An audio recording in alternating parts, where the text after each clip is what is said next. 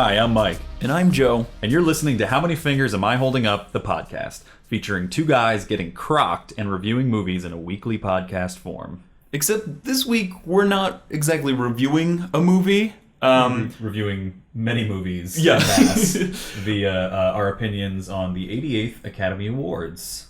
Correct. And I guess I'm going to distinguish this as not an episode. I've been pitching this idea to Mike, and I wanted to call anything that we don't consider like a movie review something called an establishing shot. Because we'll be establishing information and covering it, and we will be taking a shot. And it's also like a establishing shot also means something else in the film world. Yes, but it's really just an excuse for us to get more drunk than we usually do during our episodes. And to explain, so people might be like, what's an establishing shot? Well, we have our very own cinematographer here. We also have Jordan Weinrich sitting in. Jordan, do you want to give your best offhand explanation of what an establishing shot is in the film world? Sure. Well, hey guys.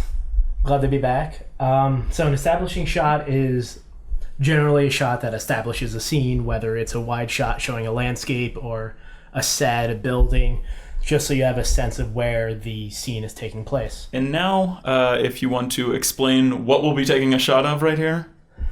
Okay, sure. We are going to be taking a shot of Roca Patron, some awesome tequila. Looks like some real tequila. high quality shit. Tequila. Mike's gotten us some salt. Jordan cut us some lime. Lick my finger. I'm doing it saltless. I don't. I'll do salt. Come on, get salty. All right. Oh, it's everywhere.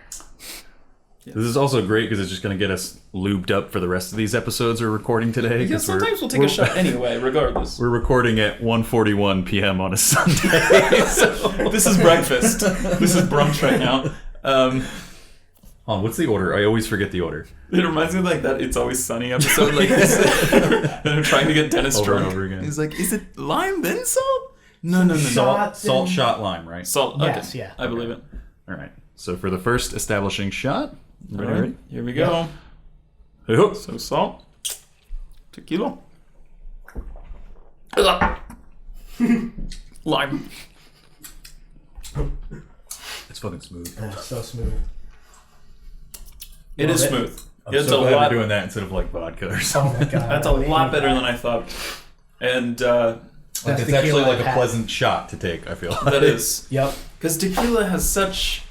We used to have this bottle called Cactus Jack back in college. Oh my god. And we started referring to it as Plan B because we would do anything but before we tapped into that. And I think the story was, it was just it was in my trunk during a very hot summer, and it kind of rolled around like in my trunk for an entire summer, and then I brought it to our dorm, and it was just terrible. It was the bad. most disgusting I mean, I thing think it's a ever. disgusting brand even without being in your like hot trunk all summer long. Right, yeah. But even after that, I don't know if it was like the placebo effect, but we could have swore it was just like glass like melted into the alcohol. It had to have been. Yeah, it's something. Tequila shouldn't be sun-baked. Like...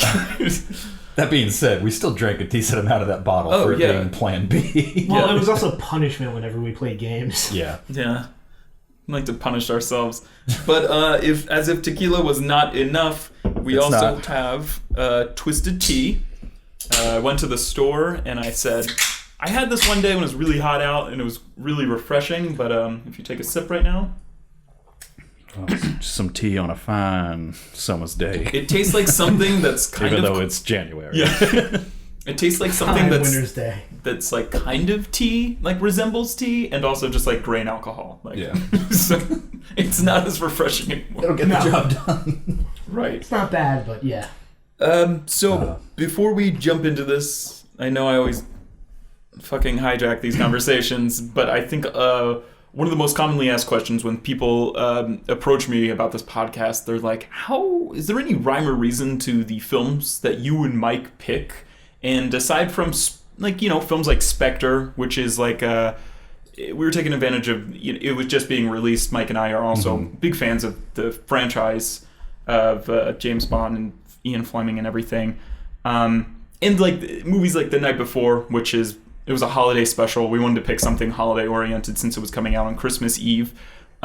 But for the most part, I think our films reflect what we think is going to be in the Oscars. Because the Oscars Yes. have been something that we've covered. I mean, like we said before in the intro, it's something that we've followed very closely since college. And I feel like we're kind of trying to recreate that in this room right now. We have Mike, Jordan, and I, and we all did follow the Oscars pretty Yeah. closely. Yeah, I think that's definitely kind of what the podcast is really all about, is Oscar season. Like, I think anytime I'm reviewing a movie, I'm kind of thinking in terms of, well, what kind of chances it stand at the Oscars, how does Right. it compare to, other films that might get nominated or not nominated. So, like I've said before, this is our playoffs. It This is is. exciting. It's our Super Bowl. So yeah, so the 88th Academy Awards, that's this year. It's going to take place on February 28th, coming up. 2016, It's kind of late. at the Dolby Theater in Hollywood, California, Surprising how late it is. at 8:30 p.m. So we got Chris Rock is hosting. It's the first time he's hosted since 2005. So he's back. I'm sure he's going to have some wonderful things to say about the diversity of the nominations, or lack thereof, but we'll get into that. So I think we're kind of just going to go category by category, and best we can, because some of these categories we probably have not seen anything from, Right. in terms of like the short films and short documentaries, or I don't think I've actually seen any of the actual documentaries. Right. But we'll just give our opinions on what was nominated, if there's something we thought should have been nominated, and if we have knowledge of it, maybe what we think will win, our predictions for that. Right. So scrolling all the way down to the bottom here, I guess we'll just start with Best Visual Effects. Oh, we're not going to start at Best Picture? I'll save that for last. Oh, okay. Yeah, from the Yeah, bottom that's up. true. It's just like Go from the the... bottom up. Yeah. All right. All right. So nominated for Best Visual Effects, we have Ex Machina. Matt Jordan is pumping his fists wildly. He was very much a fan of this film. Mad Max Fury Road, The Martian, The Revenant, and Star Wars The Force Awakens.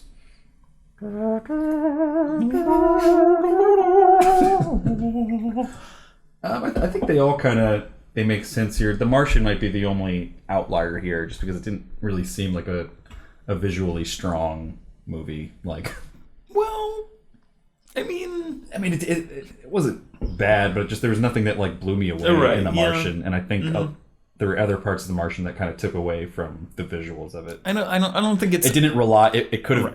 been worse, and no one would have cared, because no one really cared about the special The thing- effects. of I The don't Martian. think The Martian is that far-fetched for The this thing category. about special effects, though, is most people think of like explosions and really cool CG, but a lot of the times, like great special effects go unseen. I haven't seen The Martian, so I can't comment on specifically. But there are other movies that have great special effects that go unseen that help the flow. It's just of like the there's movie. not enough. Like, For example, in The special- Revenant. Like, The Revenant, like, it's like... Yeah, exactly, It like The didn't. It Revenant. didn't make the film look like, oh wow, like crazy, like like it just it helped it look more natural, kind of. I Yeah, think. yeah, definitely. I'm sorry, I cut you off, Mike. What were you saying? No, that's pretty much all I had. Was, Oh. I think everything else kind of makes sense. Mad Max, Fury Road, without a doubt. Ex Machina, absolutely. Star Wars, absolutely. And yeah, The Revenant, like you said, it's under the radar, but it makes the film work so much better. Whereas The Martian, it's just, there was nothing that blew me away visually in there. Right. There are even some scenes that I was kind of uncomfortable with visually. Just some of the CGI stuff, like when there's like the spaceships flying by the one international space Right. station that they're on. I thought that kind of looked funny, kind of fake. But I don't know. Do we have any early predictions for this one? This one kind of seems up in the air. In my for me. opinion, I think Star Wars is going to win it for best visual effects, even though I hope Ex Machina wins it, because the subtlety of the effects in that, like seeing through the muscle as like she gets dressed, and the fact that there was no green screen at all in Ex Machina, I thought was great. But I think Star Wars is going to take it. Yeah, I think I would want Ex Machina to win. I'd be happy if Star Wars or The Revenant won, or even Mad Max 2. Really, just anything but The Martian can win in here, and I'll be fine. Right. I don't have any really opinions about this, and I do think Star Wars will probably win. All right. So next we're gonna go into, if I'm reading this right, if we're looking at the same list, best film editing. Yeah. Yes. Okay, so best film editing, there's The Big Short, Mad Max Fury Road, The Revenant, Spotlight, and Star Wars The Force Awakens. I don't don't think I would never. I mean, I'm kind of surprised Star Wars Same. is for this. And at the same time, I mean, we did talk about this in the episode during like the climax of Star Wars. They are very good at like cutting between multiple things, and that is something that has to happen on the editing. But I would never floor, put that as edit. I don't know. I think maybe just because like this one tried to appeal to the older Star Wars audience, and they're practically using like star wipes at some point, like Yeah. And not that makes it bad. It might just be a case of Hollywood loving Hollywood, and Star Wars is like the Hollywood darling. Definitely. I think there's more examples of that later in these categories. And again, just like The Martian, I'm not surprised this year, but I'm just like, I don't know. I think I don't think. I mean, I loved all the films in this category, so there's not really any that I wouldn't want to win. Right. I think secretly I might be hoping a little bit for The Big Short to win, just because of that really unorthodox editing style that we talked about in that episode, where they're literally cutting away like during words, during sentences, during phrases. Like there's no point that they are not afraid to cut away during, just to give you that jarred feel. Right. Which is pretty interesting. I wouldn't mind Spotlight winning, just because it was a very well kept film. Yeah. I don't think there was a moment wasted in that entire film. It was well kept. I really wouldn't mind anything in this category winning. I'm not sure what I think will win though. I don't really know. This seems like a pretty even playing field. Nothing really I think stands out. Spotlight and Big Short probably stand the biggest chance of not winning, if I had to guess. I was going to guess The Revenant, actually, to me, has one of the lowest chances of winning for film editing. I don't know. I have a feeling The Revenant's just going to sweep a lot of stuff this year, but we'll get into that. All right, then moving up. I feel like we're going to have nothing to say about these next two categories. Best Costume Design. Carol, Cinderella, The Danish Girl, Mad Max Fury Road, and The Revenant. What the fuck is Cinderella? They always have something like that. No, I didn't even know a live action Cinderella came out. That is surprising to me. Didn't know that. I thought I heard about it a while ago, but I know nothing about it. It's part of that whole live action Disney thing that they're doing now. Like Tarzan's coming out this year, Jungle Book's coming out this year. Yeah. They're just going to do everything. I'm kind of surprised. I remember reading something about the costume design in The Hateful Eight that people really liked. Not that I particularly enjoyed something, but they really... I mean, we'll get into this later, but they really did not include The Hateful Eight in the Oscars at all. Yeah. But besides that, I feel like out of the few that I haven't seen The Danish Girl or Cinderella, I really don't care. I don't know. I'd be fine with The Revenant winning. Well, I don't know. Honestly, I feel like Mad Max probably. Yeah, that's true. I did not like Mad Max, but feel like costume design, I think it did awesome. Because Mad Max is it's in the future, so you've got to be creative. Like, you're not just, taking reference photos and saying, this is what frontiersmen looked like in 1823. Exactly. Or this is what, lesbians looked like in 1940. Or just even like the Warlord, like how like they had like that like clear translucent it like was literally like it was off-putting some of the things intentionally. Yeah. Like Right. It made you feel. So yeah, I think I would root for Mad Max. Yeah. I wouldn't be surprised if one of the period pieces like Carol or The Danish yeah. Girl won, just because they seem to. I think the people who vote for costume design tend to appreciate those ones more. Right. I'm sure there's probably a lot. It's probably more difficult than we give it credit for to costume a period piece, because those things always seem to win. Right. All right. So okay. No, you go. Okay. You take the left, I'll take the right. Okay. So next category, again, something we might not have a lot to say about, but best makeup and hairstyling.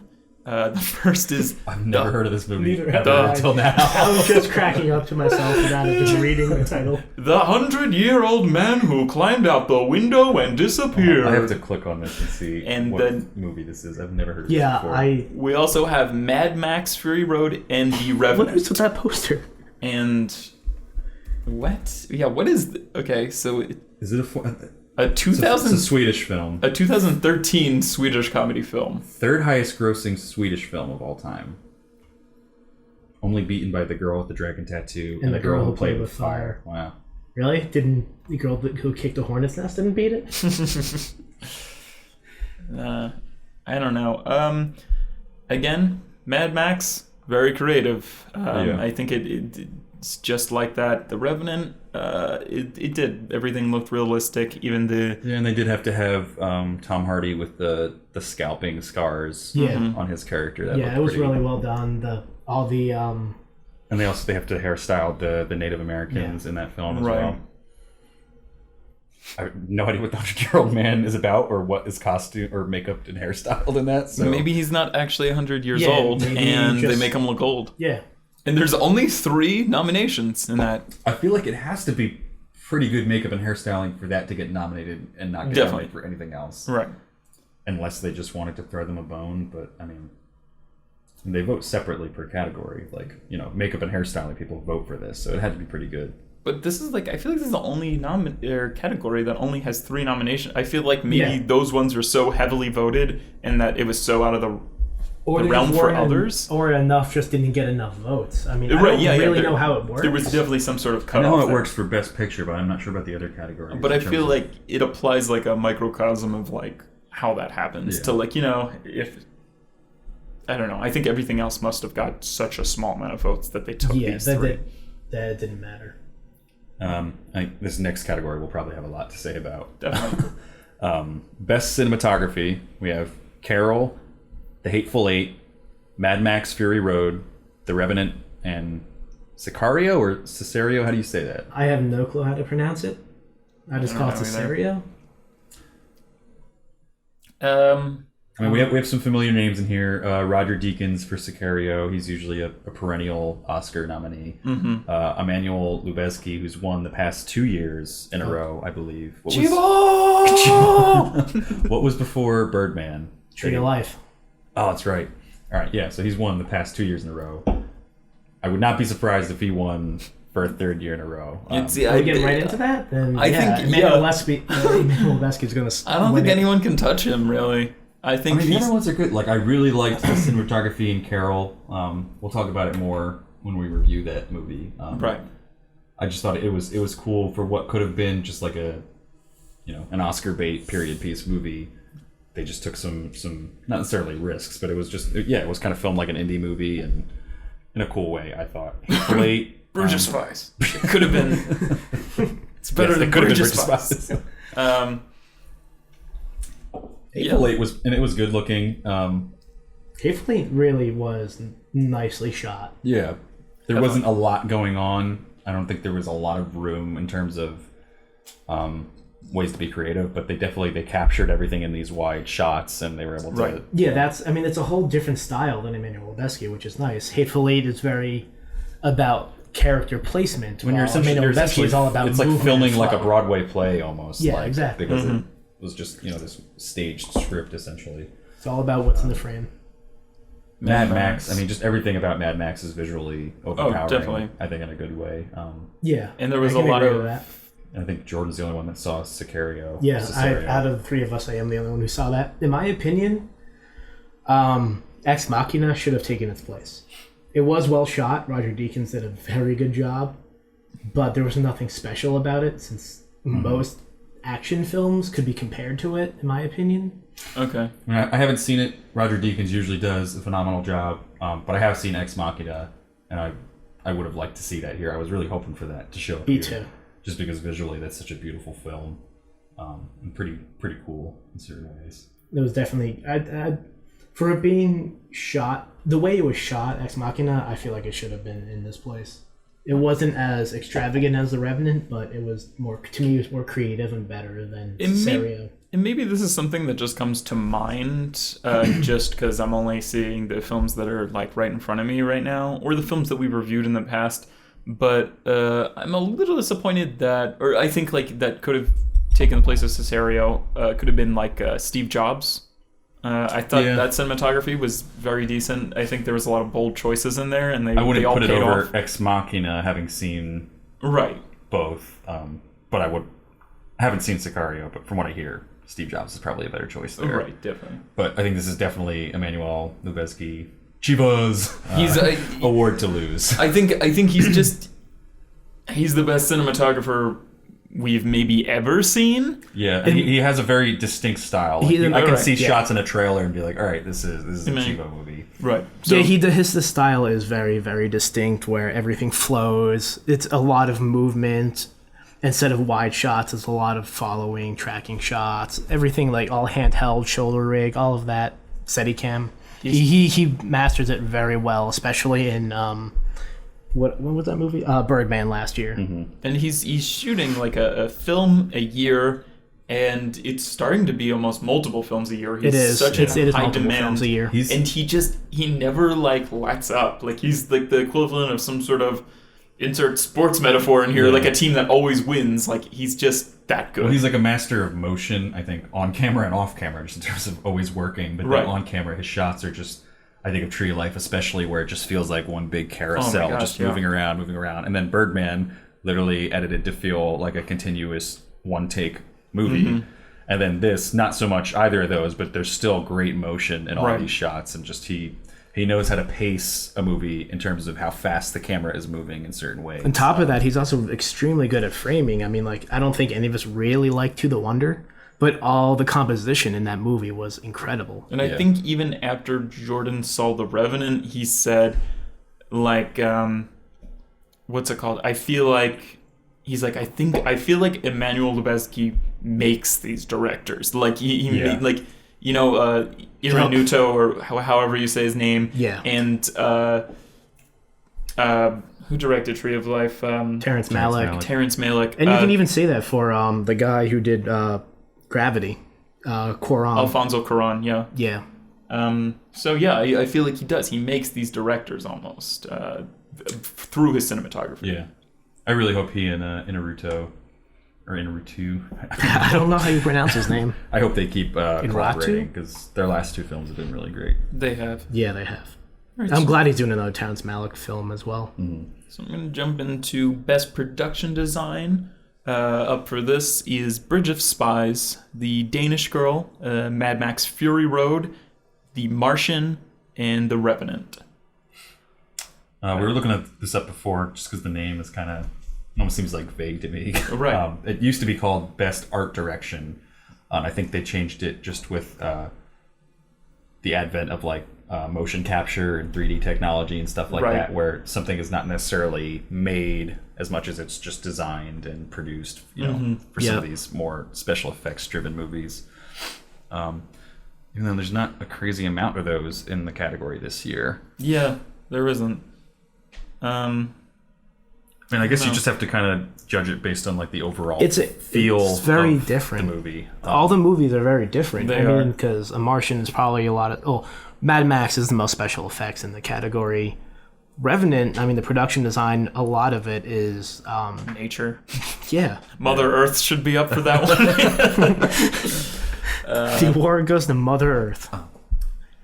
Yeah, I would say my favorites in that are probably Mad Max and The Revenant. Just because Mad Max has that consistent, gritty, dirty, uncomfortable feel throughout that is in like every aspect of the film, from the costumes to the trucks and the set design and whatnot.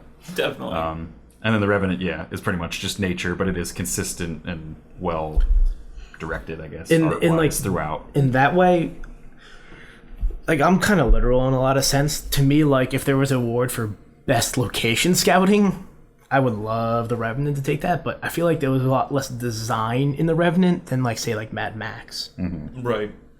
Like, The Revenant was just a lot of, hey, look, this looks gorgeous. Let's shoot here. We can add certain set pieces here. And at least this is what I got out of it. So, like, to me, like, in my opinion, Mad Max, I think, is a great front runner for this category. So these next two categories, I mean, I know how to distinguish them, but I never know how to like judge a movie separately. And it always confuses me how a movie gets judged on mixing as opposed to, like, I mean, I know how they're different, but I just feel like if a movie is mixed well, it's probably edited well at the same time. Right, Yeah, So, I have so that- it's I have It that seems like they same- just go It's hand best in hand sound I have that editing same and best issue. sound mixing. Yeah. But for best sound mixing, we have Bridge of Spies, Mad Max Fury Road, The Martian, The Revenant, and Star Wars: The Force Awakens. Yeah. I would put my money behind Star Wars with this one. Yeah, I think Oh, so as well. not only in I my wouldn't personal count, I wouldn't opinion, count the Revenant either, though, for this one. well, honestly, I think not only in my opinion, but I think the Academy is going to choose Star Wars for this one. It is often films like Star Wars always win Star this Wars award. will walk away with at least one or two of the technical awards. I'm sure. Definitely. Well, I feel like Even more, Which ones? way more, I think. I feel like movies like The Revenant is where they don't use sound, or certain things is what makes it good. I mean, trying to differentiate between the two, I think in terms of sound mixing, you probably have to take in consideration, I mean, literally the levels of the soundtrack versus what's going on in the movie. I thought The Revenant did a pretty good job of that. Right.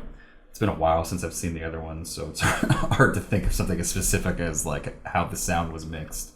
well, Martian if you was nothing imagine, special. I mean, if you imagine all like the sound effects, like Mad Max had a shit ton of sound Yeah. effects because there was all of this, non-standard stuff, and same with Star Wars. That's why I feel like either one of those were more likely than The Revenant. Revenant did also have there's a lot of scenes with his breathing in certain areas where you have to choose the level for that. I don't know if that's necessarily better than the other ones, but I did appreciate the sound mixing. To me, maybe that's when I tried more to think about it in sound. the Yeah, Revenant. I would put that under sound editing. Yeah, that's what Well, I not was necessarily thinking the too. level of his breathing and whatnot. Like that's a mixing choice. That is a mixing Definitely, choice. But most And I of think what I think of most is like the soundtrack in The Revenant. Not that is part of sound mixing, but the how loud it would be at certain points for effect. I thought was played off really well. I think of the one shot where he's walking across that like frozen lake, I guess it is, Yep. Right, and like definitely. that big white valley, and the soundtrack is just like blaring in that point to Yep. like express how like big and like vast that landscape is. And I Right. thought there's not really much going on. There's literally just the soundtrack at that point. But I don't know. There was sound parts in The Revenant that I appreciated, Definitely. whereas I didn't really notice anything else in the other films. Yeah, maybe this is us mixing up sound editing and sound mixing. I mean, I don't know if any of us have a great idea of which one is which. But I do. I just don't. It's hard to differentiate in terms. Like, I wish they would just be one category, like So sound do I. editing and sound mixing. Right. sound design. Just call Because it. I think you should call it sound design. I can't think of a movie that was edited well for sound that wasn't mixed well for sound. Right. Because you wouldn't appreciate the editing if it wasn't mixed well for sound. Right. And you wouldn't appreciate the Yeah. mixing if it wasn't edited well for sound. Yeah, it's I'm weird. sure how there's they're people who do separated. understand and can. We have such little experience with sound. I think of when we were making Less Than 3. Oh like, God, yeah. literally, I was the one that had to edit the sound, and I was just teaching myself Adobe Audition on the fly as we were making Less Than 3. Right. Yeah. And I still know. Audio I is not- still know next to nothing about it. Audio is not our forte. I edit these episodes, and I still know next to nothing about Right. it. Sorry, I was just remembering the part when you're waving headphones on, and you had the gel pretending to be a TV while we're recording best that. visual effects. When we were filming Less Than 3, there's a scene where one of the characters are sitting on the couch and there's a TV playing in the background.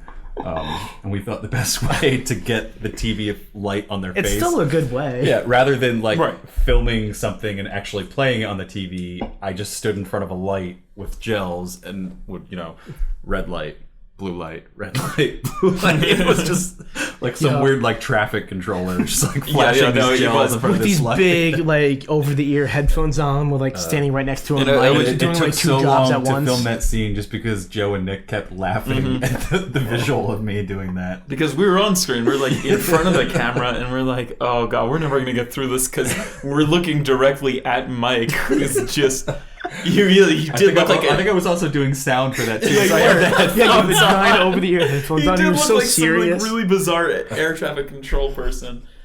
Oh gosh. We have a picture of that somewhere. We'll post it. But bleeding into sound mixing, like we said, sound editing. Up for best sound editing is Mad Max Fury Road, The Martian, The Revenant, Sicario, Star Wars, The Force Awakens. Again, not really sure what to.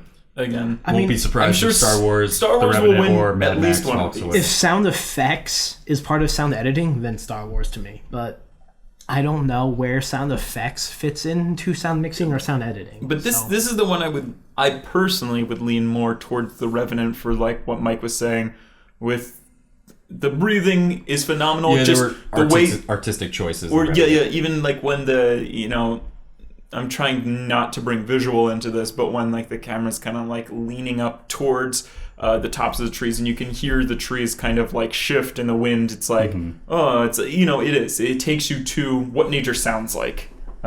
Which I would think sound effects is sound editing. Definitely. But anyway, moving on.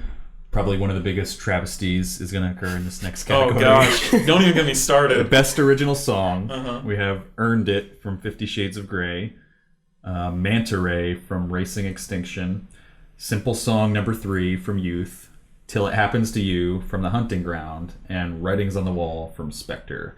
And what we don't have is "See You Again" from Fast and Furious 6 or 7, whatever it is. Fast 7. Fast 7, yeah. Is that what it's called? Or is that the next one coming out? No, it's Fast 7. It's 7. It's yeah, 7. I'm pretty sure. But yeah, Either way, what the fuck, Academy?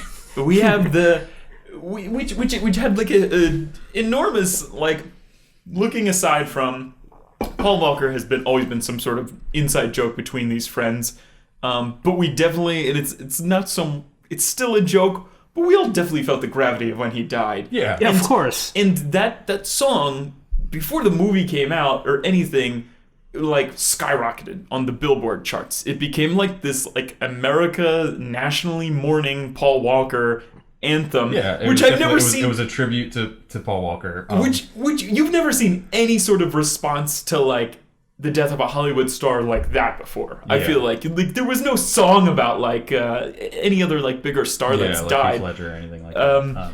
But then no one, like, I've only heard really, I think I heard "Till It Happens to You" at one point. I've only heard the That was Spectre one. nominated for other stuff, but yeah, "Writing on the Wall" is really the only one that we've heard. It's and that's terrible. only because we saw Spectre Right. and it's in Yeah. the beginning. I didn't see 50 Shades of Grey, so I didn't hear any of those ones. I haven't heard any of Well, the I other mean, ones. Earned It was on the radio a lot too. Yeah, that's because that was our one point, was that this felt like a snub, the Paul Walker song, because it was on the radio for so long and it was so popular on the Billboard. But I guess The Weeknd, that song was. Yeah, I don't mind that. But song. that wasn't The Weeknd's like most popular song. Oh, or no, anything, not at whereas, all. Like, It was. Wiz Khalifa's most popular song was definitely "See You Again." I don't know. What about Black and Yellow? Well, I mean, like this year. Like, Right. But yeah, I think the writing's on the wall, and I know he just won, or they just won. The Golden Jimmy Globe. Napes and Sam Smith won the Golden Globe, and I really, and I know you guys are too, as a fan, like a pretty big fan of Sam Smith, and I think Disclosure mixed that song. It kind of really came out flat, and it's really not a great Bond song, and I don't think it's a good song, just period. It's just bizarre that it's kind of. I mean, it's performed well. I'm excited to see him perform it at the Oscars. That's the other thing, is that you could have been performing "See You Again," which was like the entire crowd. Like, I think of last year with what's the MLK movie? Oh yeah, I know what you mean. Whatever song they did with yeah, Common, yeah, like yeah. the entire crowd was on their feet. It was like, even though I absolutely hated that song, Selma. it was a moving moment, and No, like that's that, it made. God, if we could get some sort of Paul Walker memorial Exactly, kind like, of. why wouldn't they jump We on missed that such a opportunity? huge, And it's not like it's a bad song either. It's like the catchiest song that was on the radio for the longest time. It's like moving. I have no idea why they wouldn't have nominated it. I haven't heard some of these other songs, but I can't imagine they're good enough to trump "See You Again." It's disgusting, the Academy. It's the biggest snub of the Biggest snub of the year. All right. All right, what do we have next? It's my turn. Best Original Score, which has Bridge of Spies, Carol, The Hateful Eight, Cesario, and Star Wars. And I didn't realize, but I think that's the director of Sicario that actually... I was Really? just looking at his Johansson? Wikipedia, and I said to Jordan, I was like, it looks like he made like 13 albums as well as like directing these films. So it looks like maybe he wrote that as well. That's pretty That's cool. kind of cool. So the guy who did Beasts of the Southern Wild, what was that movie called? No, Yeah. it's not him. Oh. That's not the director. Yeah, it is, right? Dennis. No, Johan Johansson. Is it? It's right. It's Best Original Score, Johan Johansson, and then he's also the director. Information. I don't think it's- interweb. I don't think it's Joe. I think it's Johan. I don't think so. Because Yeah, on his no? Wikipedia, it just says Johan is known for his On film IMDb, music, primarily it's for not his here. Oscar-nominated Golden Globe winning score. For Oh, Famous okay. Matches. Okay, I so don't know the why I thought director that is was- Dennis Don't. All right, nobody listen to us. Yeah, no. Yeah, so don't Turn the listen. podcast off now. Don't listen Yeah, he to did not that. direct this. But Okay. we have some perennials here. John Williams, literally every time he writes anything, it's going to be nominated. And usually I'm like, all right, I'm kind of done with this. But I actually really enjoyed the Force Awakens score. Oh yeah, He does a really good job when he Definitely. does these franchises that he's able to capture the original themes and motifs that he had put together, but then he also comes up with new stuff. And I thought he did some really inventive new stuff in terms of Rey's theme, that kind of like light bell part that's happening when she's like sliding down like the desert. Just some really cool stuff that we haven't really heard in Star Wars a lot. That was really cool. So I would really like for that to win. Thomas Newman, he's usually every year pretty much at the Oscars. I think the other standout is probably the Hateful Eight score, just because Ennio Morricone hasn't done anything in like 40 years for a film score. So this was kind of cool that Tarantino got him to come back again, and it wasn't a bad score. I liked at all. It was okay. I think It worked for what the movie was. Yeah, It's not something I would definitely. listen to on my own time Right, and Yeah, for as sure. much as I might for some of the I others. definitely have my own opinions about that score for when we do review that. And again, for this other movie I'm about to bring up, I'll go into more detail when we do review that. But I think the biggest snub, or just some sort of shit show, whatever happened, is that The Revenant wasn't nominated for this. Absolutely, yeah. And because that was my favorite soundtrack, hands down, this year. And it's because they used 3 composers, and the Academy disqualified for them for Really? that. Yeah, and they even Yeah. tried to appeal. And it's kind of like a sucky story, because they used this Japanese guy, again, who hasn't really been in the mainstream for a long time, just because he doesn't really go well with Hollywood or whatever. And then some sort of like German like electronic producer, and then Bryce Dessner from The National? The National. Really? I had no idea he was on Yeah. that. Yeah, Wow. he does. He He's wrote. done a lot of soundtracks before. but Right, no, I think this is one of his first. He Who am I does. thinking of it? He does a lot Oh, of. you're thinking Trent Reznor? Yeah. No, who not Trent. There's another indie guy. does- There's a bunch of indie bands. That's like the biggest thing Oh, now. It's like, let's get into Radiohead's. He does Oh, all of yeah, the yeah, you're right, Paul right. Thomas Anderson. Yeah, but Yeah. Bryce, I think, writes a ton of string shit. Like, he's written it for Bon Iver, and he did the Planetarium with Sufjan Stevens. But anyway, it kind of sucks. He had to bring the Japanese guy, I think, was originally just working with Bryce, and like that would have been okay, but they brought in the third guy because the original composer, like in the middle of like him writing it, he had like throat cancer, so he's battling that. So he kind of had somebody step in for him, and the Academy's like, sorry, 3 people, get out of here. Like, it was just kind of like a really sucky story. dumb. I know, and I feel like there's always something wrong with like this category where like even who did the Black Swan? I was talking about this the other day, but like they disqualified him because they're like, well, this kind of like follows the same chord progression as from like Swan Lake, and therefore you're plagiarizing. Denied. Like, God. and he's done so many great things. It like he just deserved it, and they just I don't know. I mean, I've always felt that this category is just a little incestuous because it's always just Yeah, some of the it's same always guys. the This is same one of the people. although Carter Burwell's been up before. I did really like the Carol score. Yeah. But this is just having Ennio and Johan Johansson is one of the more diverse ones. Usually it's just 5 of the same guys that you see every Right. year, like Definitely. Howard Shore, Thomas Newman, Carter Burwell, that Powell guy, John Powell, I think, John Williams. There's a few other names that you just see every single year in the Yeah. original score category. Which, I mean, I guess there's not a lot of movies that are always scored so much anymore. I think they tend to go... We're starting to move away from that. Although, there were some very good scores this year. Definitely. But yeah, definitely The Revenant. That's a snub. There's moments in The Revenant where the music just absolutely Oh, yeah, for overpowers you. Music was a huge part. All right, this I'm just gonna read the names. I don't think any of us, you guys can correct me if I'm wrong, have seen any of the No. movies in this. Nope. Best animated short film, Bear Story. Oh, The Revenant. Prologue, Sanjay's Super Team, We Can't Live Without Cosmos, and World of Tomorrow. I'm sure they're great, but I've seen 0 of them. So we'll go on to the next category, which I think we've still seen 0. All right. Yeah, and that is the best live action short film. Ave Maria, Day 1, Less than 3. Everything Will Be Okay, Shock, and Slutterer. Stutterer. Oh, shit. Oh, Stutterer. Did you see it? No, but I was sharing a trailer for it. It actually looks fantastic. I don't know why I said Slutterer.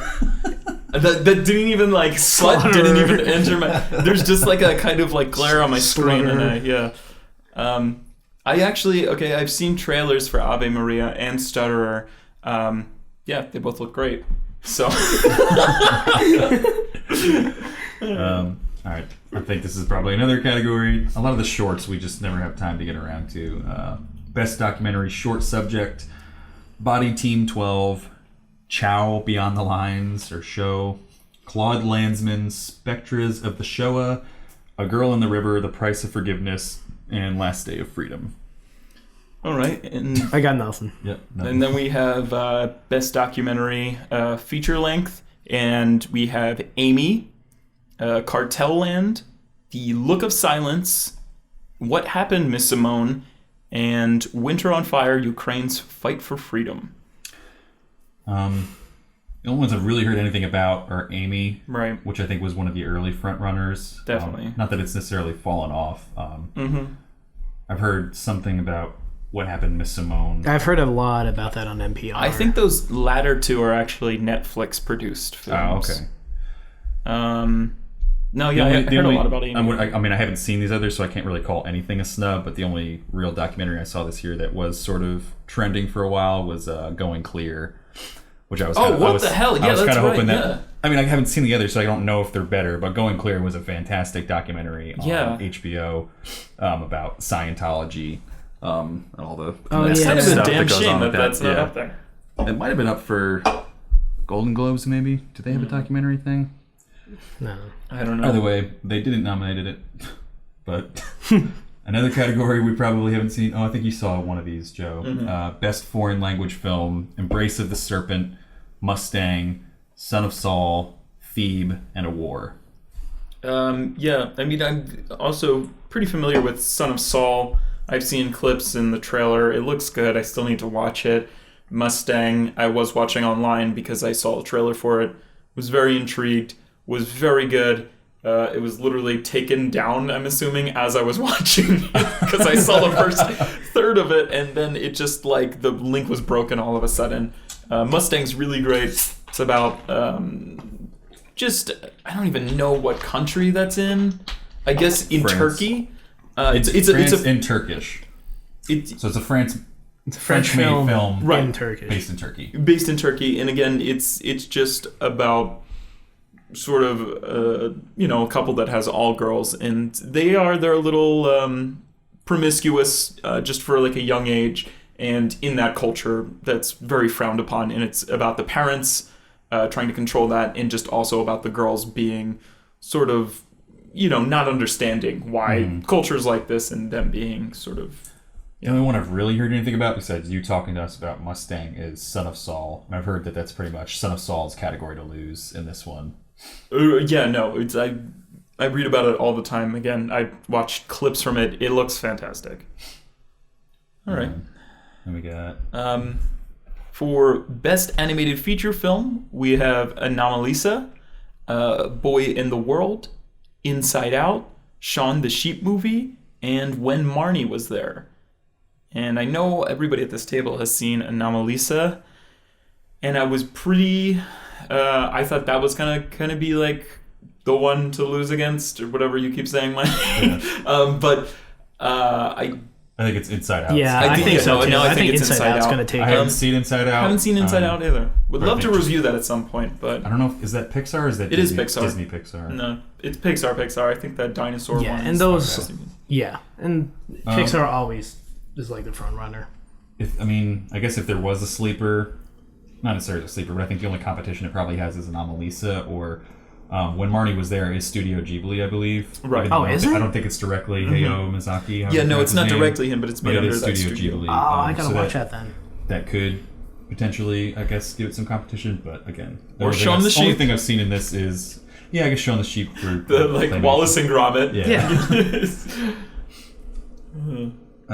I guess the only necessarily a snub. I haven't seen it, but I was surprised Peanuts movie didn't get nominated just because that was up for the Golden Globe for animated. I believe. Peanut snub. Charles Schultz Charles is Schultz. rolling in his grave. All right, so now I think we're getting into probably some of our better, more interesting categories. Definitely. So we got Best Adapted Screenplay, The Big Short, Brooklyn, Carol, The Martian, and Room. I have very little to say about this category because I've only seen The Big Short. I have one enormous complaint, and I know we this is like, I think this might be like one of the last snubs, but this one's like burning through my mind. And where the fuck is Steve Jobs? Where is Aaron Sorkin's Steve Jobs? Because like that was a Yeah, he won the Golden Globe too. Did he? Yeah. I didn't even know. Oh, what the hell, Oscar? like again. I mean, again, the Golden Globes divides things up, so maybe because it was Best Drama. He was just. Yeah, I don't know. Oh, the Martian? No idea. The Martian? I haven't seen Brooklyn. I haven't seen Room. I mean, I'm really, really pulling for Carol to win. I think Carol had a phenomenal screenplay. That's the first screenplay this Phyllis Nagy has worked on since like 2005. I think she did like a Broadway play or something in between. But I thought the screenplay for Carol was phenomenal. I wouldn't hate if Big Short won. Yeah. But I think Carol is. I mean, large, the a screenplay better for Big screenplay. Short was great. I think The Big Short required an enormous amount of work. I think. Well, the cool thing about The Big Short, the only thing, it's the only movie I can talk about, was that it was extremely accurate, but then when it wasn't accurate, it let you know. Right. Definitely. Like the scene where the guy's like, oh, this isn't how this actually happened. We actually went through this process to get this. So Yeah, it was inventive. And had not having read The Big Short, the book, I'm not sure how much of that was taken from the book. I imagine they had to adapt a lot to fit the film format, because I can't see a lot of that. Oh, Obviously, definitely. You can't write about Selena Gomez right. reading, scenes. yeah, I'm sure of that. It definitely. I don't know. It's in a different accomplishment than Carol, because really, even if that was just a written piece, like that was just, it was explaining such a complicated history and so many complicated terms, and putting it into a format that just anybody could understand, and also while achieving like a really great story, some pretty realistic dialogue, and just a screenplay that laid out a blueprint for a really great movie. So I think that's what my vote would go to. My actual vote would go to fucking Steve Jobs, but the Academy's just largely ignored that, besides the Best Actor nomination. Yeah, and it's not even like it came out that early in the year, too. It came didn't, right around everything else. It just didn't pick up enough steam, I guess. Jeez. Anyway, moving on. Mm-hmm. I think that's you. Nick. Oh, Yeah, sorry. you're Yeah, Mike, ring them off. Okay, so the Best Original Screenplay, which has Bridge of Spies, Ex Machina, Jordan pumps his fists Open again. Them Fist. There's like dribble coming from his lips, and he's going. So Sorry, I love Ex Machina. Bridge of Spies, Ex Machina, Inside Out, Spotlight, and Straight Outta Compton. So, I don't know where I'd put. I think Spotlight definitely has. Again, I just love the film. I think it really blasted on all cylinders. So obviously, I'm gonna pick that as my favorite. I thought Bridge of Spies. Again, we talked about this in that episode. It was written by Ethan and Joel Cohen. Cohen. The Cohen brothers. I know you guys are going to say something about Ex Machina, so go ahead. Still haven't seen it. Well, I just think... I need to. It's on Amazon. Go watch it. I don't. Is it on Amazon now? Yeah, it's been on Watch it Amazon again. for like Amazon for a 2 while. months. I think for the best original screenplay, I mean, Straight Outta Compton, that's based on real events. They have at least a framework with which to frame the movie. Spotlight, same thing. Inside Out, haven't seen it. I can't imagine that it's that amazing compared to some of these other ones, but I don't know, maybe that's just my bias towards some of Right, these I movies. kind of stuttered over that one. Bridge of Spies, again, based on historical events. Ex Machina is the only one in here that's set in the future, that's based on completely fictional events. And they still came out with a well-structured, well-paced, amazing well-paced twist movie that really just blows your mind. Right. And so, by and large, I would say, as much as I loved Spotlight, and I think Ex Machina would have to be Yeah, me too.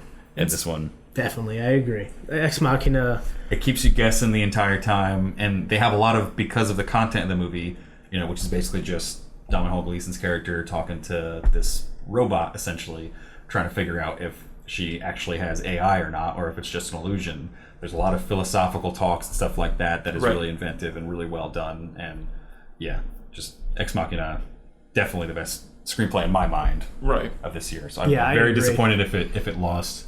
I don't expect it to win, though, just because Ex Machina not really getting a lot in other categories. I don't think enough people saw it or cared about it. Yeah, I agree. Like, Ex Machina, to me, is the most underrated movie of this year from everything that are in these categories. I would probably expect Spotlight to win this one, if I had to guess. And I said this before, but Straight Outta Compton, again, still haven't seen it, but I do know the film largely ignores some of the not so good things that NWA did, and I think that could have made it like a lot more compelling instead of just, I can't imagine the film's all like, it's only good stuff from here, but I think how can you trust a movie where the subjects of the movie are so directly involved in the production of the movie?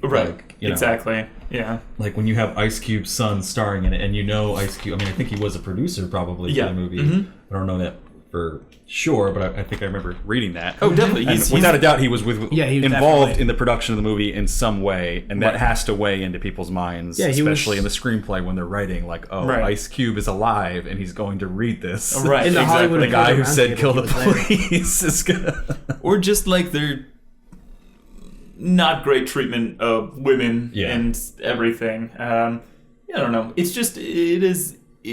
I don't know. I think a lot of people have expected it to be in the Oscars more, and it's just categories like this in Best Picture. Like, I'm not surprised it was not in Best Picture just because.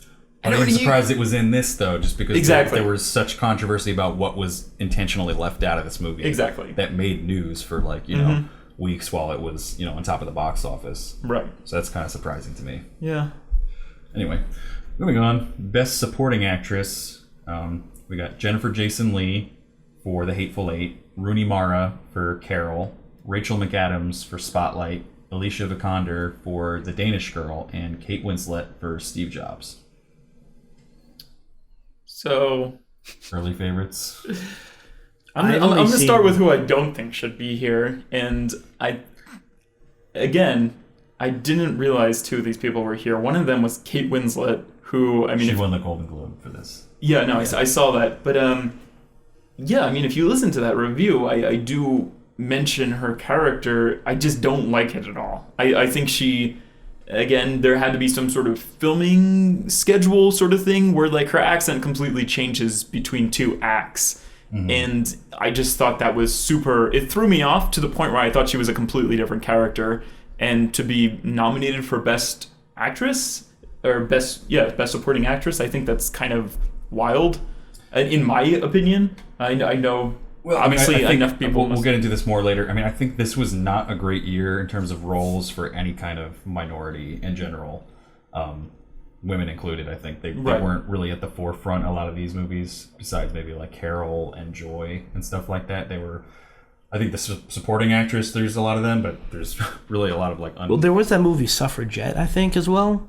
I didn't see it, so I can't comment on completely ignored by the Oscars. Yeah, I can't comment on any of the roles in it. But that was another one where like women had a starring role in forefront. Mm-hmm. But people who definitely deserve this, Rachel McAdams, Spotlight, she was good.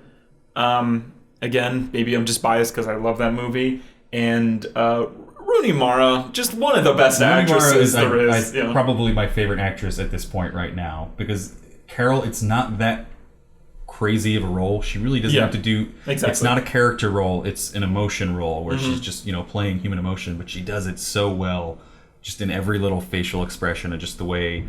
We'll get into it more when we review the episode, but there's kind of like a bookend sort of aspect to that movie where things feel a different way when you approach them towards the end of the movie, and she's a big part of that. Her facial expressions and whatnot.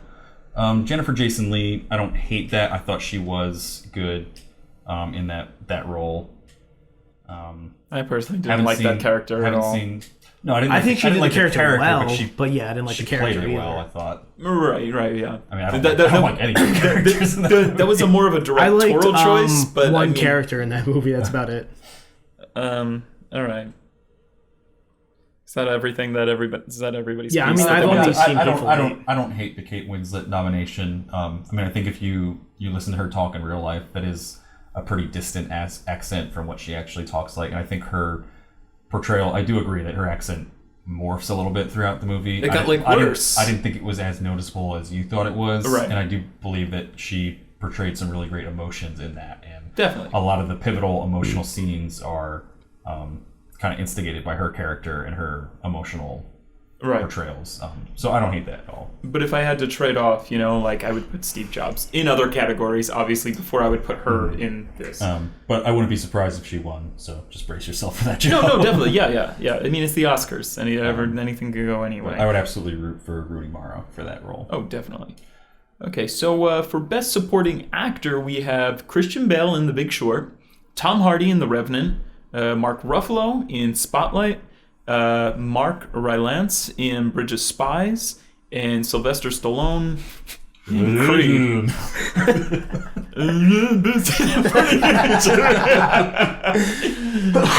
Oh, God. And he won the Golden Globe. He did, yeah. Why he's even nominated that is bizarre. absolutely 100% a case of Hollywood. Who was he Loving against in the Hollywood. Golden Globe? Was he against these people? Probably, For the yeah. most part, I'm pretty sure Yeah. Mark Rylance. He's definitely against Tom Hardy, I think. Yeah. I think Really? mostly these people. There was maybe one other person that was... Really? He won like all the Guild Awards too. It's also Like, the Golden Globes divides by comedy and drama, so he might have been against... I'm not sure any of these would have been split up. Yeah. Although Creed might have... But I know nobody at this table has seen Creed, but it's No, just I it's haven't. totally It's 100% the Hollywood loving Hollywood. And right. the Rocky trilogy is 100% just a Hollywood Yep. darling in Staple, terms of... Yeah. right. Just, when you think of great franchises, that's one of the first to kind of... that's why they always make jokes when they're talking about, like, the year 2020, Rocky 17 is coming out. Like, that was one of the first movies to kind of just keep continuing that, like, trilogy franchise, really take it to the next level in terms of how many sequels we can make. And I didn't realize that the like Russian spy from Bridge of Spies was nominated for this, Yeah. which is And the Golden Globe, too. totally confused. Really? I guess he was good. I thought he was great, and I would not be surprised if he won. I've heard that this is his category to lose. Really? Mark Rylance. He's been kind of surging in terms of opinion. Really? To towards this me, last like, half. Christian Bale is my favorite in this Oh, category. yeah. For me personally, I would yeah. say Tom Hardy would definitely be my favorite. Him and Mark Ruffalo. I'd be really happy with either of them winning. Yeah, I would think- understand if Christian Bale won, but from what I've heard, I mean, Mark it just- Rylance is probably going to win. I haven't seen Spotlight, but out of I haven't seen Bridge of Spies. I've only really seen The Big Short and Revenant in this category. But Christian Bale, to me, did such a great job. I said this in a Tom previous Hardy, though. what? I have, like, when we actually talk about The Revenant, I have issues with the acting, characters, dialogue. We'll talk about that then. But out of this, like, Christian Bale, I love how he portrayed that character. And how he, like, handled a character who was, had, like, disabilities and, like, was Yeah, awkward different. and socially awkward. He did a very good job. So now we're getting into pretty much the big four, the mega four. So we got Best Actress, Kate Blanchett for Carol, Brie Larson for Room, Jennifer Lawrence for Joy, Charlotte Rampling for 45 Years, and Saoirse Ronan for Brooklyn. I can't tell if that's an I or if it's a smudge on my screen. No, it's an eye. That's an eye. Okay, and Jennifer Lawrence won this at the Golden Globes, which is the only thing Joy's up for. Thank God. I haven't seen this, but I really hope this dislodges that god awful. She might not win because of the Golden Globes and that whole... Just because there are people that actually have to vote for an opinion of her has fallen since that phone incident at the Golden Globes. Oh, that was awful. That was It was really feel bad. For anyone who hasn't seen it, she's doing a press conference answering questions after the Golden Globes. and because it's the Hollywood Foreign Press for the Golden Globes, there's, I think it was... It's put on by the foreign press. It's not America's Was it a Golden Globes. Chinese writer? Or anyway, it was someone from a foreign country, and he had his questions typed out on his phone in English, so he's looking down on his phone to read the questions to her. Because English is not And his she first has language. she has some snotty remark where she's like, just get your eyes up here, get it out of your phone. Like, you can't spend your life in your phone. And he's just like, oh, sorry, and then goes on to read the question. Then I think she says something again because he looks back down at his phone. Right. Because, again, English is not his first language, and he's just reading out of his phone. I hadn't even heard about this. This is awful. It is terrible. It's really So feel bad. bad. Like, and she thought she was being like funny and like, oh, you got to be in the Exactly. moment, like get out of your phone. Where It's- this is like, she I'm should have sure known being she at the meant Hollywood no Foreign harm, Press but- that like, And this is always what I'm talking about. Like, Jennifer Lawrence, like, fucking loved her. I was her number one fan for when Winter's Bone was nominated and she was nominated. That was the realest performance I think she'll ever give. Yeah. Because now, like, I feel like every director, cinematographer, screenwriter has to, like, sort of write some sort of Jennifer Lawrence real life snark into, like, every script or something, or the way they Yeah. shoot her, it's just subconsciously in there. And again, the way maybe her greatest role is Jennifer Lawrence, like the character that her and her publicist have come up with, where she treats the fucking Oscars like her living room, and like, where's the pizza? yeah, like she's like pizza, and like she trips to get her award, and she like flips All off the photographers time. like with her like Oscar, like, not that there's a certain way that you have to act at the Oscars, and that shouldn't be a judge, but it's leaking into like her persona and her on-screen persona as well. And I think she just felt too comfortable, and something like that happened. It took me a while. I was on the Jennifer Lawrence. Loyans. I was on the J-Law train for a while. It wasn't recently until like this year that I was just Right. like, all right, like enough is enough. I think at the Golden Globes, Ricky Gervais was announcing Jennifer Lawrence coming out with Amy Schumer. and he was like, all right, we get it, guys. You're best friends. You don't have to keep talking about it. Right. And that's kind of just what it is now. It's where Jennifer Lawrence is like the cool girl to be friends with in Hollywood. And Right. then now Amy Schumer is sort of the same thing, and they've bonded on together, and it's just too much. I'm very over the J-Law thing. But I hope the not success of this movie, I don't think we'll review this movie. That's just me talking. But Probably not. It was only I really hope Joy doing so poorly, which really fuels me, makes me happy. I hope that dislodges this David O. Russell, Jennifer I don't mind Lawrence, that, though. I like Bradley David O. Cooper, Robert De Niro. But it's like, I understand directors work with the same people over again, but like watching Silver Linings Playbook and American Hustle, and I'm sure watching this, it must feel like you're kind of watching like three different plays on the same stage, like back to back kind of, and you're like, wait, now who are they playing again, kind of? Because like I feel like you have to start seeing people from behind different lenses, like if you keep shooting the same person I the same think way. the characters have been, for the most part, pretty differently, and they're not bad actors. Like, Right, no, definitely. I'm so sick of seeing this lineup. I don't mind it. I kind of like it. I like knowing that people are having fun when they're working in Hollywood to the point where they'll continually seek out people they've worked with before. I like seeing repeat collaborations. Maybe not to like the Helena Bonham Carter, Johnny Depp degree. Right. And we're probably fast approaching that with David O. Russell and these three, but Pretty close. it's at least not like that cult status type thing yet. But there's definitely, if it's not broke, don't fix it. And I think it's finally broke. So I don't blame them for doing it without this long. having seen this though. But Exactly. yeah, it was If completely it's ignored. not broke, it's at least starting the break. Exactly. But talking about some of the better roles, really all I've seen is Carol and Joy from this category. I think we're going to be reviewing Room didn't at some point. So, Wait, you did see Joy? oh, sorry, no. So I'll be there. 45 Years looks fantastic. I just saw the trailer for it the other day. Just, again, husband and wife after 45 years. It looks sort of like Amour, that film that came out a few years back. It just looks like real life kind of. It's filmed in a certain way. I don't even know how to describe it. But I haven't seen any of these films besides Carol. I've heard, I keep using this phrase, I'm sorry, but I've heard that Brie Larson, this is pretty much her category to lose for her performance in Room. Haven't seen Room yet, but apparently it's the type of role that just ruminates with mothers all over the world. So probably any mother in the Academy is going to be voting for this. It's the only one I've seen, but I really liked Cate Blanchett's performance in Carol, definitely. so I would not hate for that to win. I have not seen a Hashtag- single thing in this category, so I really Hashtag have no category to opinion. lose, Michael King. God damn it. All right, so for Best Actor, we have Bryan Cranston in Trumbo, Matt Damon in The Martian, Leonardo DiCaprio in The Revenant, Michael Fassbender in Steve Jobs, and Eddie Redmayne in The Danish Girl. Sorry, started to choke over my breath in that one.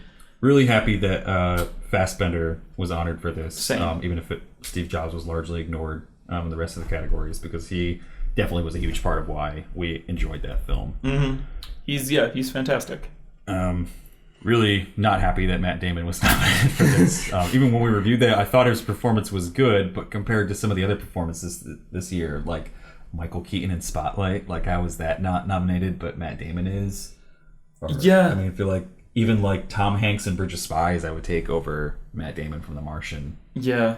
I don't know his name, but the guy from Ex Machina, I would have loved to have been in this. Domhnall Gleeson, yeah, I would have also liked Oscar Isaac for Best Supporting Actor. Yeah, that too. But that was probably a long shot from the beginning. If these weren't the Oscars and then they were the Joes, I would have Mark Ruffalo as Best Actor. Lead actor. As Best Actor. But again, it's like we said in that episode, nobody's really a lead actor in I think when they have a film like that, they kind of just go by in terms of bill, and I think Exactly. Michael So, Keaton is Michael billed Keaton first, is so billed. he's got to be the best actor. I wish, I don't know. I would have put Mark Ruffalo in there. I would have put both of them in there. Yeah. I would have put both of them in there. I don't know. I mean, to use the phrase again, it's probably Leonardo I trim my DiCaprio's face. category to lose. I hope not. It's not a bad role. It's not a bad role. He It's wasn't just- given much to work with, and that's not a knock against the writing. It's just the way the story is structured. It's Yeah, not a character definitely. study. Right. It's a resilience study. It's about Right. this. Really, all we learn about this character is just that he wants to keep going. He wants to find vengeance for what's been wronged against him. I want to keep going. Yeah. Which is not even really saying a lot about a character, because I mean, I feel like a lot of people, it's either die or you Yeah, Right, keep exactly. moving on. Like, I think he did a very good job at it. and but he does express pain really well. He does It's not grunt nearly really well. his best he does role. Get spittle on his beard really well. Mm-hmm. And I guess just things that we've heard outside of off camera, just his method acting. There's been a lot Well, I can a lot see made it about that. because like the rumors that this was like some like extremely difficult shoot, which I believe it because they're in negative degree temperatures for months on end in Canada, Right. in the middle of the wilderness while it's snowing. Like, it was harsh conditions to actually make this movie, so I can understand that helping him in getting all this exposure. But this is not his best role. I don't think, in my opinion, I don't think he should win this. But he, like you're saying, he's likely to. Yeah, and I think it has more to do with him not winning in the past, and the Academy just kind of being like, all right, here's a category where we don't really have anyone that's, besides maybe Eddie Redmayne, that's really stepping that far outside of themselves, Right. and it's kind of just honoring maybe his past roles and being like, all right, you've maybe been robbed a little bit in the past by there being some incredible performances the years that you've also had incredible performances. Right. I would say it's probably between him and Eddie Redmayne, just because of the topical nature of The Danish Girl. Haven't seen it. I'm sure he is good in it because he is a pretty great actor. Mm-hmm. He was really good in The Theory of Everything. Right. But I think I would probably prefer Fassbender to win this one. Oh, definitely. Wouldn't hate if DiCaprio won. And I haven't seen Trumbo, but I like Bryan Cranston a lot just as a person and an actor. Mm-hmm. So I wouldn't hate if he won. I'm sure it's not a bad role. Right. But yeah, I think Michael Keaton probably the biggest snub for that. Oh, definitely. All right. Anyway, moving on. We have Best Director, Lenny Abramson for The Room, Alejandro G. Inarritu for The Revenant, Tom McCarthy for Spotlight, Adam McKay for The Big Short, George Miller for Mad Max Fury Road. This will probably go to RNE2. And has he won? He won last year. He won last year, He didn't yeah. win the year before that, did he? He No. he didn't have a movie. Yeah, I don't think he before. had a film. But yeah. Oh no, hold I on. mean, We've got a correction. So last year, Shiva won for Cinematography. Yeah, but then the year before that, we were talking about it being Tree of Life. It was not. It was Gravity. So I think he won 3 years in a row. This is his third This will be- nomination this- in a row. this If he will be wins his- this year, it's his third in a row. Well, He's no, only it's won not 2 in a fourth. row. This will It'll be be his his fourth. Tree of Life, Tree of Life, Gravity. Let me look this up because I was reading into this before. Because I completely forgot about Gravity. And then, wait, when did Tree of Life come out? 2012. So it would be No, his I fourth think it in a was row. earlier than that because we were moving out of Wayne when we saw Tree of Life. We were still living there though. We were not in Wayne in 2012 because I graduated 2011 and I didn't graduate when we were in Wayne. True. I graduated the summer after. Okay. So anyway, looking at. Yeah, it was Gravity. And 2 years, 2011. 2011, he was nominated for Tree of Life and didn't So win. this will be his third in a Wait, row. he didn't win for Tree of He Life? was nominated. Yeah, I remember actually that I think about it being pissed that Tree of Life Wow. Wow, Academy. That's Wait. didn't win. It was nominated for Children of Men as well. biggest crime towards Oh. men. Men. Well, one, okay, but we're getting way off topic for this anyway. Yeah, I was- if he I'll have to wins, look it it'll up be his later what third in won his that row, year. which I think is. No, look it up now. What won that year? Okay. 2011 Uh-huh. Emmy Awards. Hugo? Yeah, What? Hugo. Thought you were gonna say something else. I don't know. Whatever. I didn't even see Hugo. I This don't is know. loud. I hated Hugo. Whatever. I hated Hugo so much. Whatever. The artist didn't win that year too, or the girl with the dragon tattoo. Oh wait, I forgot that was that year. Oh my god, the girl with the dude. dragon tattoo was Any amazing. of those three would have been so much better. Warhorse was also up, but I'm glad that didn't. Yeah, really. Anyway, getting back on topic. Okay, We're on what, so- best director. Best director. I wouldn't mind Tom McCarthy winning. I don't know, between him and Anaruto. I want I would Ratu to win. I would also really. I would love for Adam. I mean, Yeah, I don't know if I would prefer it over the others, but I would not be upset at all if Adam McKay won. A, just to hear his acceptance Exactly, speech because right. he's a funny guy. Yeah, that would be great. B, I think it's just cool that he's, in the conversation at all as far definitely. as Oscars this year. I always just like seeing something new. But I do like Inarritu a lot, and The Revenant, and Tom McCarthy. So really, and George Miller too, would not hate that at all. But I guess Lenny Abramson for The Room, that's the only one I haven't seen yet, so I Right. can't really comment on that. I don't even actually know who he is. I mean, like in a category like this, if you want to in this category is where I would consider the difficulty of the shoot. Like, and hearing the stuff from The Revenant, like I give Ratu a lot of credit to go through all the stuff that he did. Right. It sounded like the most difficult shoot like I've heard of. Definitely. So I give him so much credit for pulling through and going and making a film of such difficulty. All right. And The biggest category of the night. is Best Picture. And for Best Picture, we have The Big Short, Bridge of Spies, Brooklyn, Mad Max Fury Road, The Martian, The Revenant, Room, and Spotlight. So that's 1, 2, 3, 4, 5, 6, 7, 8. Yeah, so this is Best Picture has kind of weird rules from the other ones where it used to just be limited to 5 movies. Now they've opened it to as many as 10 based on you have to get a certain percentage of the vote. Right. Exactly. I would guess it has to be just over 10% of the vote. A lot of people don't understand that, and especially with this, something we never brought up with this, but the hashtag Oscars so white, which I mean, we can definitely talk about. But they were like, I don't understand why they just didn't add another category. There's usually 10. They're just like not adding like a black movie. And I'm like, oh no, you don't understand how this works. Like it's like the Oscar. yeah. It's not a committee of people saying, all right, these are the 8 best films. It's Right. a huge pool of voters voting, and you only get in based on the percentage of votes that you get. Yeah, so 8. That's a decent haul. definitely. And we've it's- had years where there's been 10. I think was it the Last first year was it the 10, right? Yeah, was I it the think first year that it was either 9 or 10 the first year that they enacted this rule. I think it was 10. It went yeah. wild. I think it was in 10. terms of how many movies were nominated. Um, I don't mind it. I think it's cool to see this many movies nominated for Best Picture. I think it also helps pace just the actual ceremony in terms of oh, definitely. those cool little tributes they do to Yeah. each of these movies throughout. Right. I always really enjoy those. Yeah, I'm not sure. I thought Spotlight was the favorite until The Revenant won the Golden Globe. and now I think it's probably between those two.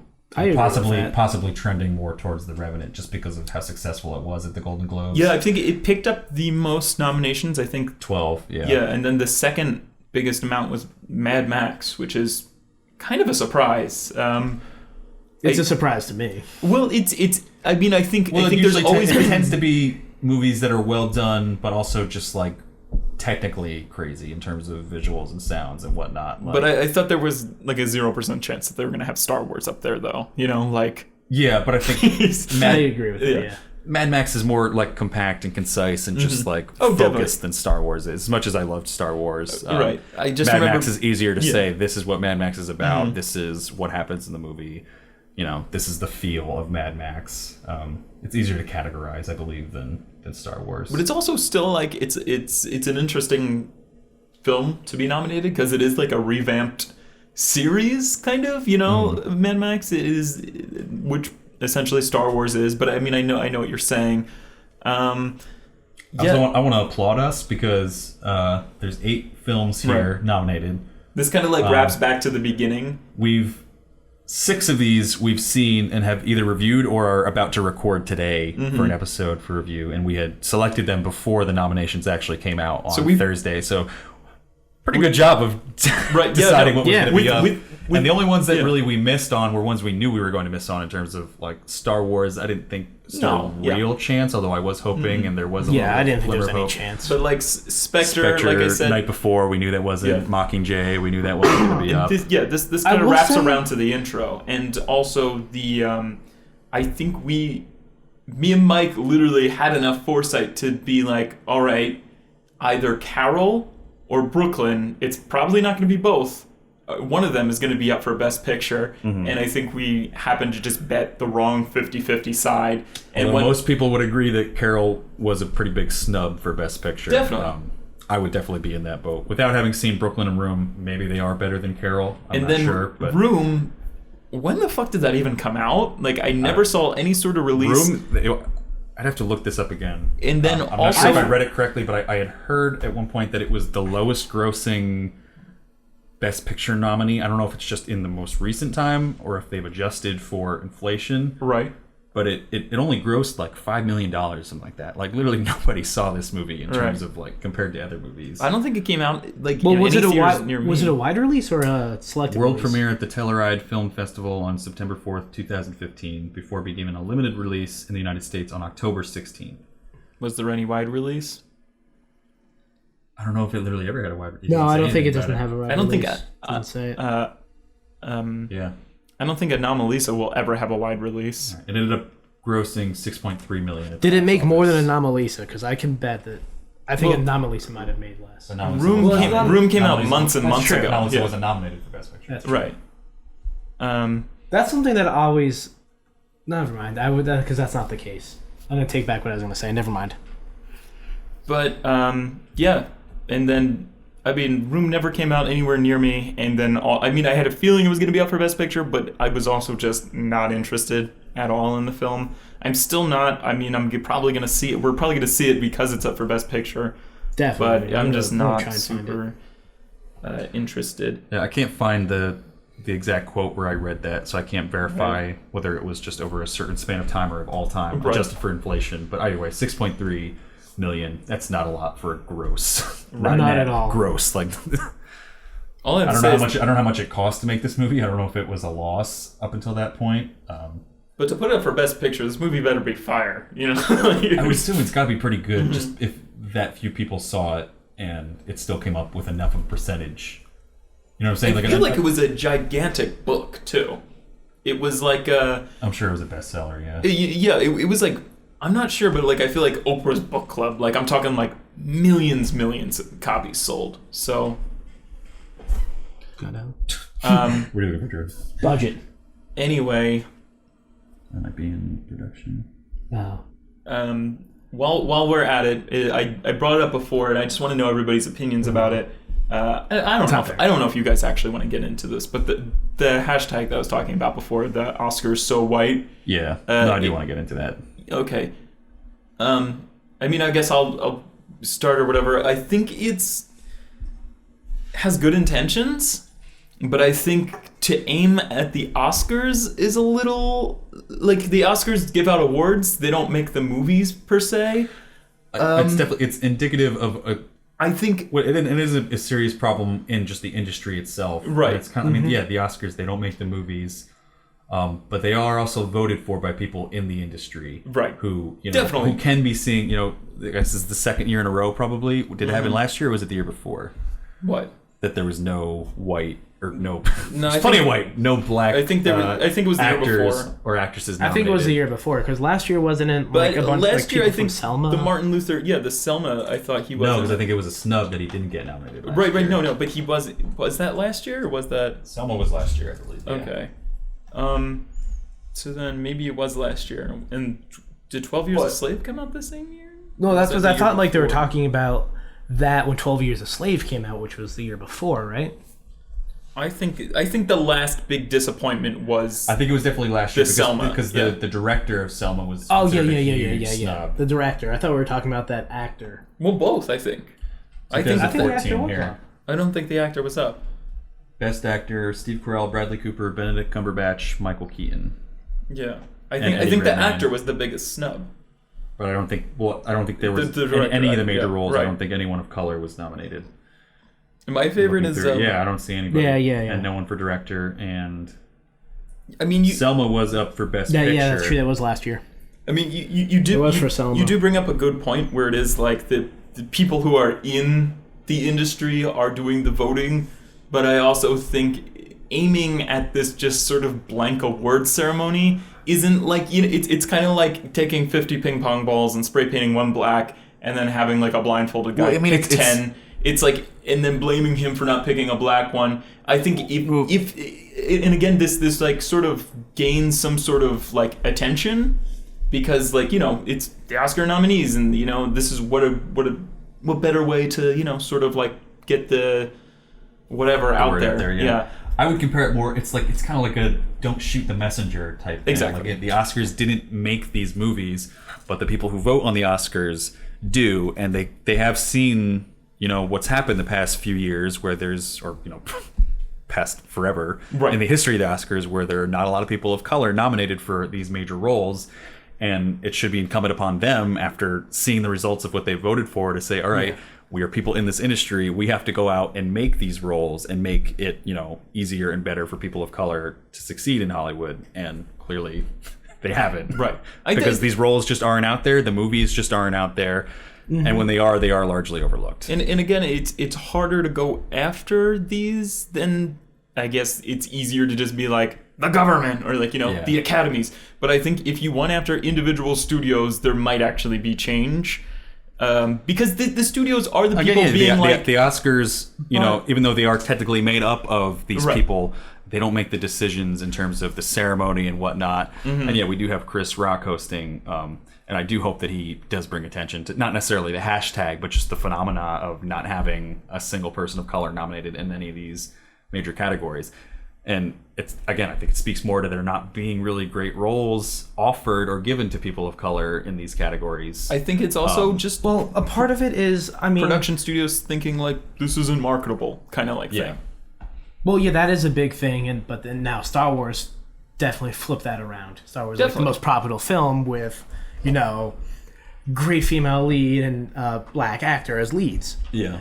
But a huge thing is like, how many movies come out a year? Do you think 500, 1,000? Yeah. Like, and we're narrowing it down to 8 movies out of that. So in that grand scheme of things, we don't know how many of like those movies have minority leads in them. Not a Sure, lot, these yeah. eight don't. But I mean, for us, it's hard to tell that like if the industry is getting better at introducing minorities. Well, I think this is indicative of the fact that even if they are introducing minority roles, they are not. they're not the best marketed. roles. They're not marketed as well. They're buried in definitely. horrible I release agree with dates that. that the movies don't do as well because they don't think it compete with, you know, people in white roles and whatnot. And yeah, just not. There's not a lot offered out there. I just, looking into this hashtag, I didn't see a lot of like suggestions for what would have been nominated besides Straight Outta Compton for Best Picture, which I got one. I don't know, and then got one. Idris Elba for Best Actor, but I feel like that Beast of the I was about to say Beast of No Nation.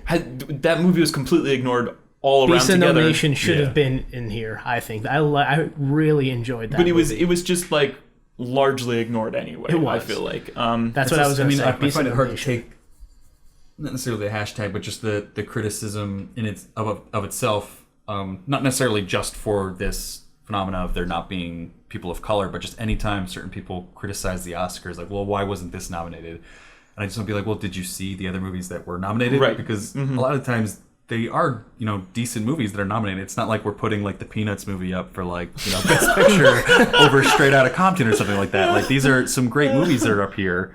And again, the problem is just that we're not creating great movies for people of color. Yes. Right. We're not giving them those opportunities. It's getting mad at the Oscars, you can't draw blood from a stone. Yeah. You need to start from the beginning and say, people are making movies, why aren't you making movies that are more eligible for the Oscars? And it sucks because we shouldn't be criticizing these other movies, individually for, being Exactly. white movies, but because they're part of this large phenomena and problem of there not being enough movies, marketed and created and starring and produced by people of color, then we do end up having to kind of detract from these movies just by being a part of that larger problem, even if individually it's not a crime to make a movie that is about white characters, Right. made by white people, produced by white people.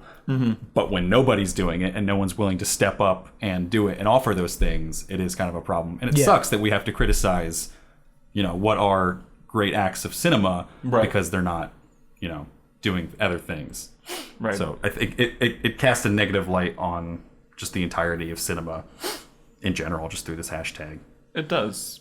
And Rightfully so, though. But I mean, there's still, I don't know, for the Oscars and these studios who bring up these subjects of like very sort of like social justice and everything. I mean, look at, just we deal with like slavery and trans this year, and they're always picking these projects that are so centered around that, or gay rights or anything.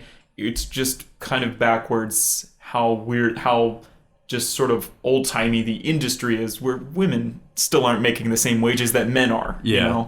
It's well, and I mean, as much as I liked Carol, like it's even like we consistently, like in any type of movie that has trans for the Danish Girl, we cast, rather than casting a trans person, we cast a straight person. Exactly right. A cis person playing a trans person. For Carol, we cast straight actresses playing lesbian actresses, and Right. We do that, not only with race but with sexual orientation and all these other things, where we could be uplifting people from, oppressed categories of life. or Where walks of life, I rather. think this revolution should happen, I think is going to start in independent film, because in Hollywood, I mean, like, I don't, even if it is morally correct, I don't think they're going to take away a high bill actor or actress.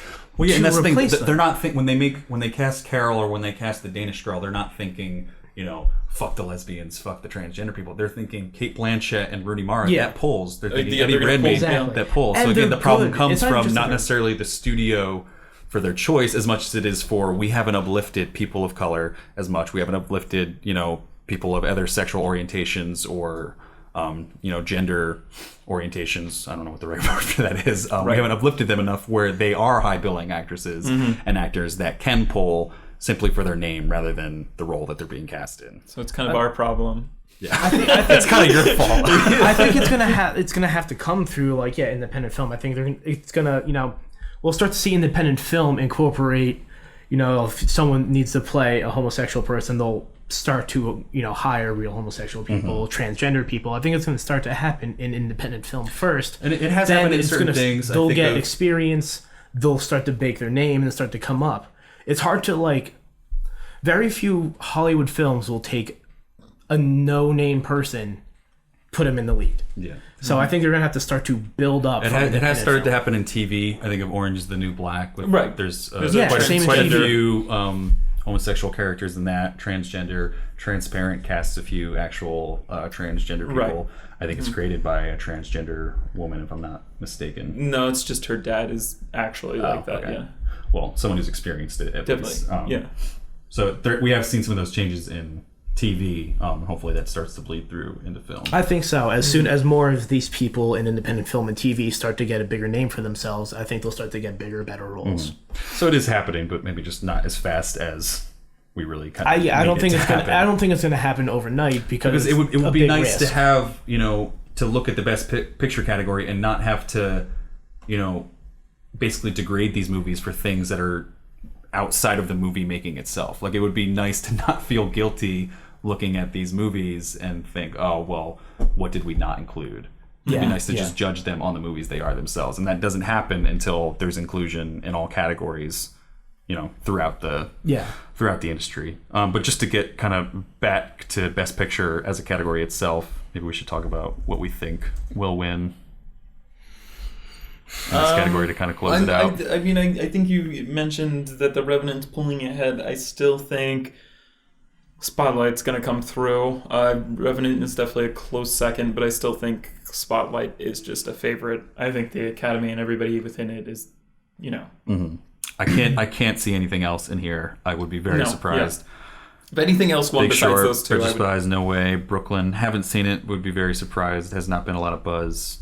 Best Picture wise, I think about that. Mad if Max. The Martian wins, I'll jump out this window. I also is say there that something about, we wanted to say about The Martian? Oh yeah. I also say that about Mad Max too, though. I really did not like Mad Max. So Joe Mano from the O Word podcast, who sat O-Word? down with us, who sat down with us to talk about The Martian, he said,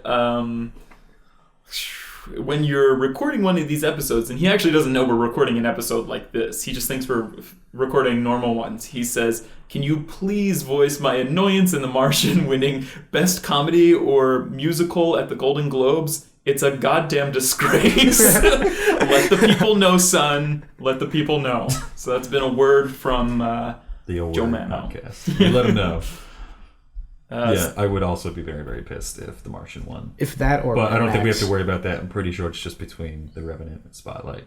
But how goofy is that, too, that The Martian won Best Comedy and... Oh, I mean, at the Golden Globes, they were making jokes about it the entire Right, time. yeah. Like, anytime they announced anything, related to comedy and The Martian, like, they would just have shots of people in the audience with, like, their head in their hands, like, are you kidding me? Like, and even the presenters were like, I can't believe I'm saying this right now. Has Ridley Scott said anything? No, he literally... I watched his acceptance award, and he's like, "Thank you so much. I guess it's..." His acceptance speech was because he kept like, getting, I guess he was getting cut off yeah. because I don't know if that was biased towards them, but he had a really short acceptance speech before the music started, and then he literally just would not let up and just kept talking and talking and Right, talking until it was over. But I think his first words were so like, I "I think guess he- it's a comedy." Yeah, but he is very behind his movie, I think, Definitely. and everyone involved with it. So he was kind of not happy with that reception. I mean, I would be too. Like, Yeah. yeah, I definitely would be as well. But again, I don't know. I don't think many people really care about the Golden Globes that much. So I think that's basically it. We covered every category as best as we could. Right. Okay. No, just curious. If you're doing an episode like this, Right. I think this would be a good time. What are your guys' favorite films of the year? It's just not your, what you think will win, but like, what are your favorite films of the year? I don't think I've seen everything I want to see so far, but out of everything I've seen thus far, I think I'm just gonna put. It's been my unwavering opinion that Spotlight's my favorite film of this year. I mean, we don't Yeah. have to go into it. I'm just curious. Right? No, I think that's. Besides, it's a good time to besides ask. that, I don't really have like a top list yet in my mind. I think there's still a bunch of things I need to see.